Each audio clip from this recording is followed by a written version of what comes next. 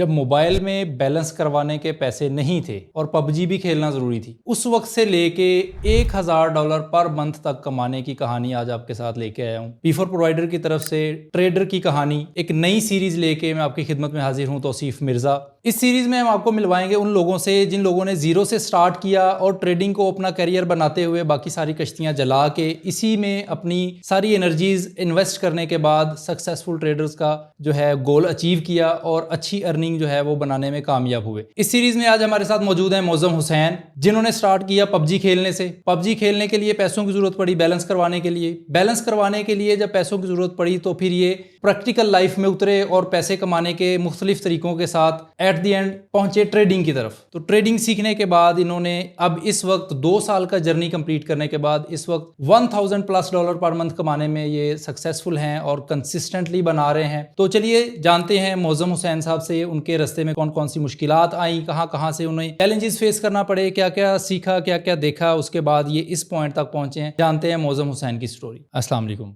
वालेकुम मौज़म भाई, अस्सलाम। कैसे हैं आप? अल्हम्दुलिल्लाह। बहुत शुक्रिया, आप हवेली लखा से हमारे पास तशरीफ़ लाए। तो मैं आपसे जानना चाहूँगा, बल्कि सारी ऑडियंस हमारी जानना चाहेगी कि आपने कैसे अपने करियर का स्टार्ट किया। आपने जस्ट अपनी ICS तक एजुकेशन कंप्लीट की, इंटरमीडिएट तक कंप्लीट की, उसके बाद आप प्रैक्टिकल लाइफ में इन हो गए, उसके बाद आप जो है वो पैसे कमाने की दौड़ में लग गए। तो आपने क्या क्या चीज़ें फ़ेस की, ट्रेडिंग ही क्यों चूज़ किया आपने, और क्या क्या ऑप्शन थे आपके पास, क्या क्या आपके रास्ते में मुश्किलात थी? तो ज़रा इन चीज़ों के बारे में हमारे नाज़रीन को बताइए। जब मैंने ICS किया ना कंप्लीट, तो मेरे पास ऑप्शन था कि मैं यूनिवर्सिटी में जाके पढूँ या मैं कोई स्किल सीख के और अपनी अर्निंग स्टार्ट करूँ। तो मैंने देखा, अपने इन्वायरमेंट में देखा कि लोग किस तरह पैसे अर्न कर रहे हैं। तो जो सबसे ज़्यादा सूटेबल लगा वो मुझे स्किल लगी, तो मैंने सोचा मैं इसको लेके आगे कंटिन्यू करूँगा।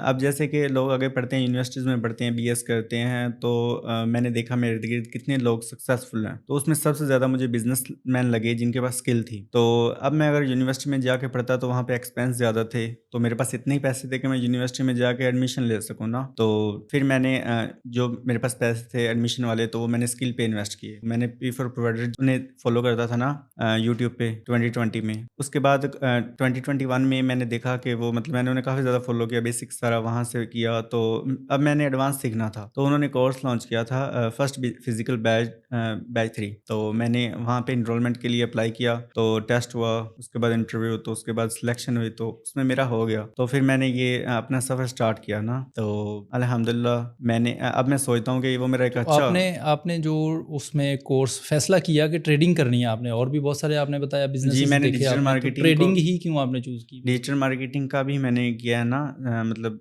MM से किया था, तो उसको मैंने स्किप कर दिया इसलिए कि मैं उसमें ज़्यादा मेहनत नहीं कर पा रहा था ना। जिस तरह की वो मेहनत मांग रही थी, डिजिटल मार्केटिंग मांगती है, एक स्किल मांगती है, तो मैं उस तरह की नहीं कर पा रहा था। वो मैं वहाँ पे कंफर्टेबल नहीं था। तो मैं पहले ट्रेडिंग कर रहा था, ठीक है, तो ये मुझे ज़्यादा ईजी लग रही थी। तो उसके बाद मैंने एडवांस सीखने के लिए मतलब कोर्स ज्वाइन किया, तो अल्हम्दुलिल्लाह अभी बहुत ज़्यादा अच्छा जा रहा है ना। तो अभी मुझे थोड़ा बताएं कि आपने जब स्टार्ट किया कोर्स, उस वक्त आपकी पोजीशन क्या थी? फिर जब कोर्स कंप्लीट कर लिया, फिर आपके माइंड में क्या क्या चीज़ें थी, क्या क्वेश्चंस थे, क्या गैप्स थे? उसके बाद जब आपने पहला विदड्रॉ लिया, उस सारे दरमियान में जो मुश्किलात का सफ़र था, आसानियों का सफ़र था, उसके बारे में ज़रा बताएं। जब मैंने मतलब स्टार्ट किया, ठीक है, पहले भी मैं ट्रेडिंग कर रहा था, लेकिन कभी प्रॉफिट हो जाता, कभी लॉस हो जाता, कभी ज़्यादा लॉस हो जाता, कभी कम प्रॉफिट हो जाता, तो ये हालात चल रहे थे। मुझे सही से नॉलेज नहीं था कि ट्रेडिंग किस तरह करनी है, नहीं पता था ट्रेडिंग चेकलिस्ट क्या होती है, ट्रेडिंग जर्नल क्या होता है, ट्रेडिंग प्लान क्या होता है, साइकोलॉजी चेकलिस्ट क्या होती है। तो मैं इससे बालातर था ना। तो जब मैंने कोर्स ज्वाइन किया तो मुझे इन सारी चीज़ों का इल्म हुआ। तो मैंने जब इम्प्लीमेंटेशन की तो मुझे रिजल्ट्स बहुत ज़्यादा अच्छे मिले। तो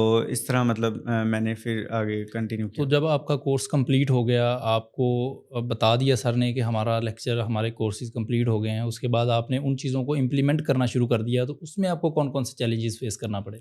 मुझे प्रैक्टिस करना, जैसे अग्रेसिव लोग करते हैं कि मुझे सीखने के साथ-साथ अर्निंग भी करनी है। तो मैंने फ़ोकस किया लर्निंग पे, जो सर काम देते थे मैं वो डेली का डेली करता था। तो इस तरह जब कोर्स कंप्लीट हुआ तो उसके बाद भी मैंने प्रैक्टिस रखी ना, जारी रखी। तकरीबन 2-3 मंथ डेमो की, उसके बाद फिर रियल की तरफ आया। तो इस तरह मेरा मतलब सफ़र आसान रहा ना। तो आप जब मौजूद थे तो आपके बैच में और भी स्टूडेंट्स मौजूद होंगे, तो आपने क्या चीज़ ऑब्जर्व की कि एक ऐसी कॉमन मिस्टेक कौन सी है जो कि हर बंदा शुरू में करता है? वो कोर्स करने के साथ-साथ अर्निंग करना भी चाहते होते हैं। जैसे कोई वो कहते हैं कोर्स की फ़ीस तो दे दी, तो लेकिन यहाँ से मैं रिकवर करके भी जाऊँ। तो वो अर्निंग पे ज़्यादा फ़ोकस करते हैं ना कि लर्निंग पे। तो ये मुझे म्यूचुअल मिस्टेक लगी, सब में एक जैसी थी, तो मैं इससे मतलब तो पीछे आपने था। इस चीज़ को अवॉइड किया। जी, अवॉइड किया बिल्कुल। तो आप अपनी अब तक की पूरी जर्नी में, अब तक की सारी ट्रेडिंग की अपने करियर को अगर सामने रखें, तो ऐसा कौन-सा आपको प्लस पॉइंट नज़र आता है? ऐसी कौन-सी चीज़ नज़र आती है जिसकी बुनियाद पे आपको लगता है कि ये मेरा स्ट्रॉन्ग पिलर है, इसकी वजह से मैं ट्रेडिंग में कामयाब हूँ, इस एक चीज़ की वजह से? वो मेरा डिसिप्लिन है और रिस्क मैनेजमेंट है। डिसिप्लिन को थोड़ा डिफाइन कर दें। रिस्क मैनेजमेंट का तो हमें समझ आता है कि हमने कैलकुलेटेड रिस्क लेना है। डिसिप्लिन से क्या मुराद है? डिसिप्लिन से ये मुराद है कि जो भी आपके पास स्ट्रेटजीज हैं, जो भी टेक्निक्स हैं, उनको आप सेटअप वो आपके होते हैं, तो आप वो ड्रा करके रखते हैं। जब वो मार्केट उस एरिया में आए तो देन आप एग्जीक्यूट करें। लोग क्या करते हैं कि वो उनके सेटअप में ट्रेड नहीं आती, ठीक है, बहुत दूर होती है, तो वो अपना पहले सेटअप एग्जीक्यूट कर देते हैं, जिनकी वजह से उन्हें लॉसेस का सामना करना पड़ता है ना।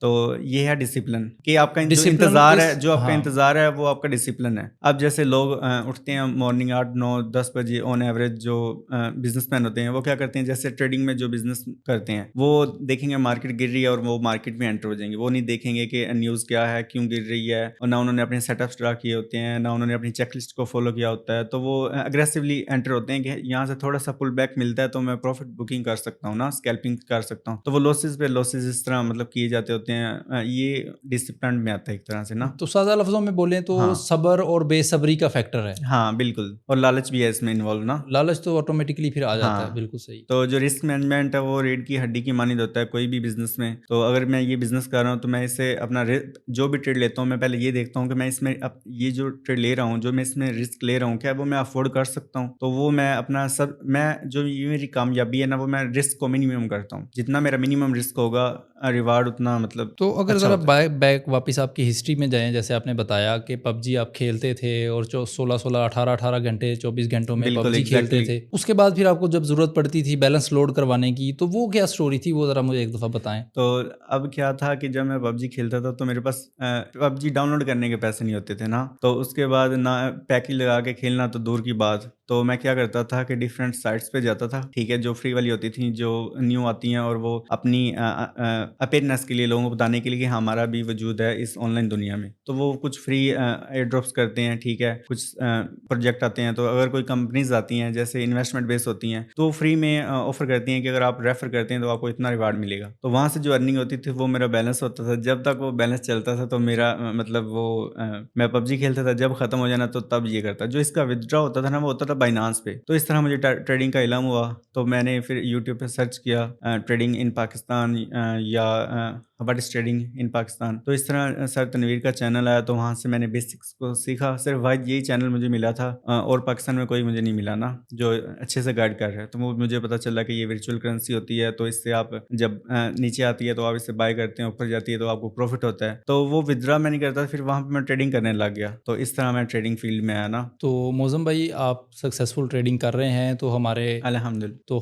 नाज़रीन के साथ, हमारे व्यूअर्स के साथ अपनी स्ट्रेटजी भी शेयर कर दें जी। कि कौन सा सेटअप ऐसा है जो कि आपकी नज़र में हाई प्रोबेबल सेटअप है, ताकि आपको देखने सुनने वाले लोग भी कुछ फ़ायदा उठा सकें आपके तजर्बे से। कोई भी स्ट्रेटजी होती है, जो भी आपकी टेक्निक होती है, कोई भी 100% नहीं होती। आपका जो इसमें रोल प्ले करता है हर बिजनेस में, वो होता है उसका रिस्क कैपिटल। आप उसमें जो भी अपना अमाउंट इन्वेस्ट की हुई है, आपका जो उसमें इन्वेस्टमेंट है, वो मैटर करता है कि आप इसमें कितना लॉस अफोर्ड करते हैं। कोई भी आप कहीं ना, कोई भी स्ट्रेटजी की 100% वो नहीं होती। आपका जो डिसिप्लिन है एक, वो और रिस्क मैनेजमेंट, आपने जस्ट इनको कंटिन्यू करना है। स्ट्रेटजी को चाहे VSA है, चाहे आपकी SMC है, कोई भी है, तो वो मैटर नहीं करती, क्योंकि 100% तो कुछ भी नहीं है ना।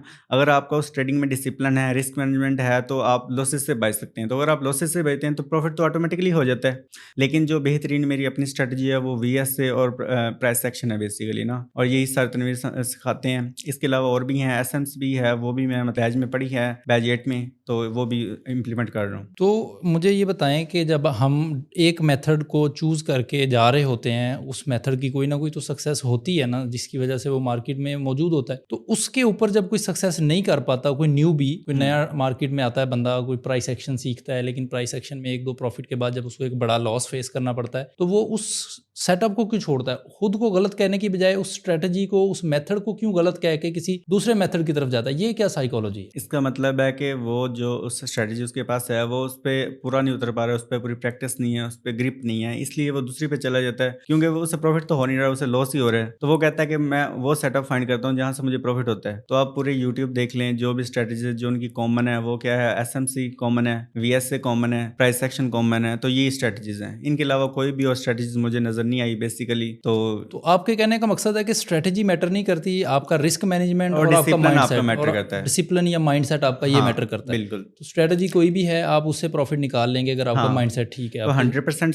स्ट्रेटजी कोई भी वर्क नहीं करती। कोई किसी की एक्यूरेसी 80% होती है, किसी की 90% होती है। तो यहाँ पे आप रिस्क मैनेजमेंट टेक्निक अप्लाई करते हैं और डिसिप्लिन अपना अप्लाई जी, करते और हैं। मुझे लगता है कि हर स्ट्रेटजी की एक सर्टेन रिक्वायरमेंट होती है कि ये 6 डॉट पॉइंट्स या 6 डाटा पॉइंट्स हमारे पास कंबाइन होंगे तो हम ट्रेड करेंगे, लेकिन बेसब्री और लालच के आलम में हम वो 3 या 4 पॉइंट ही देखते हैं और वो ट्रेड कर देते हैं। तो क्या ऐसा है? आप क्या इस चीज़ में से गुजरे हैं, ऐसे फेज में से बिल्कुल आपने? ऐसे ही होता है। जब मैं न्यू था तो मैं देखता था कि ये जैसे कि SMC में देखता हूँ ये ऑर्डर ब्लॉक बन रहा है तो मैं ट्रेड एग्जीक्यूट कर दूंगा। तो ऐसा नहीं होता। जब आपके 4 से 6 विनिंग पॉइंट्स हों कि वहाँ पे आपकी ऑर्डर ब्लॉक भी है, स्ट्रक्चर भी ब्रेक है, रीटेस्ट भी है, वहाँ पे आपको कैंडलिस्टिक पैटर्न भी मिल रहा है, तो इस तरह की इंडिकेशन जब ज्यादा, इसे बोलते हैं हाई प्रोबेबिलिटी सेटअप। तो जब यहाँ पे आप एग्जीक्यूशन करते हैं तो आपका रिस्क टू रिवार्ड रेशो भी बहुत ज्यादा अच्छा होता है। तो कोई ट्रेडर होता है वो 1:1 के हिसाब से करता है, वो कोई 1:2 के, कोई 1:3 के। तो इस तरह आपकी जो विनिंग है, अगर आपके 2-3 SL भी हो जाते हैं, अगर 1:2 के हिसाब से करते हैं, तो आपकी जो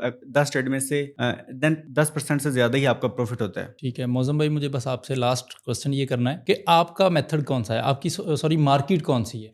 फॉरेक्स, क्रिप्टो, शेयर्स, इंडिसेस, कौन सी मार्केट में आप काम करना पसंद करते हैं? अब जो जैसे सर ने सिखाया था हमें कि वॉल्यूम, VSA और प्राइस एक्शन, ठीक है, ये जो स्ट्रेटजीज हैं ये सेम फॉरेक्स में भी अप्लाई होती हैं, सेम क्रिप्टो में भी होती हैं, सेम कमोडिटीज में होती हैं, सेम वो शेयर मार्केट में भी होती हैं। ये स्ट्रेटजीज हर जगह अप्लाई होती हैं, लेकिन ये डिपेंड करता है आपके पास टाइम कितना है। आप एक मार्केट को टाइम दे सकते हैं, अगर आपके पास 4 आवर्स हैं तो आप कितने मार्केट को टाइम दे सकते हैं? एक वक्त में मल्टीपल काम नहीं कर सकते। जैसे कि आप ना ही एक साथ क्रिप्टो कर सकते हैं, फॉरेक्स कर सकते हैं, शेयर कर सकते हैं। आप जो आपके पास नॉलेज है वो सब पे इंप्लीमेंट हो रहा है, अच्छे से वर्क कर रहा है, लेकिन आप वर्क नहीं कर सकते क्योंकि आपके पास टाइम नहीं है। तो अब मैं कर रहा हूँ मतलब क्रिप्टो पे और फॉरेक्स पे काम कर रहा हूँ ना, तो अब जितना मेरे पास टाइम है तो मैं उस हिसाब से वर्क कर रहा हूँ। लेकिन जो मेरे पास स्ट्रेटजीज हैं, जो मेरे पास टेक्निक्स हैं, वो मैं सब पे अप्लाई करता हूँ, तो सबके रिजल्ट्स अच्छे हैं माशाल्लाह। जी बहुत अब शुक्रिया जैसे कि मौजम। एक वक्त में इंसान एक ही काम अच्छा कर सकता है ना, तो इस तरह 4 मार्केट्स 5 मार्केट्स पे मैं काम नहीं कर सकता। जी मौजम भाई, बहुत शुक्रिया आपके टाइम का,